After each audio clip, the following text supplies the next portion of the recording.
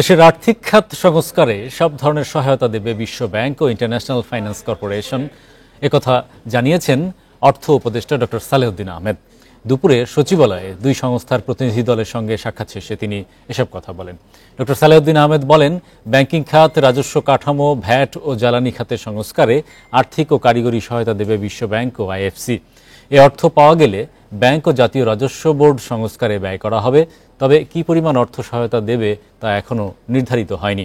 এছাড়া কিভাবে এবং কোন প্রক্রিয়ায় তারা সহায়তা করবে আগামীতে নির্ধারণ করা হবে বলে জানান তিনি। এর আগে গত সপ্তাহে জাতিসংঘের সাধারণ পরিষদের অধিবেশনের সময় সাইডলাইন বৈঠকে প্রধান উপদেষ্টা ডক্টর ইউনূসের সঙ্গে বৈঠকে বসেন বিশ্বব্যাংক। $3.5 বিলিয়ন মার্কিন ডলার ঋণ সহায়তার ঘোষণা দেয়। সেক্টর রিফর্ম, এনবিআর রিফর্ম, এগুলো নিয়ে আলাপ হয়েছে। আর আইএফসির সাথে প্রাইভেট ইনভেস্টমেন্ট, প্রাইভেট সেক্টর কীভাবে, এগুলো বিশদ আলোচনা করেছি এবং ওরা ওদের সহায়তা, কারিগরি সহায়তা এবং আর্থিক সহায়তা দেওয়ার ব্যাপারে ফার্দার অক্টোবরে যখন আমি যাব, সেটা আমরা আরো আলোচনা করব। মোট কথা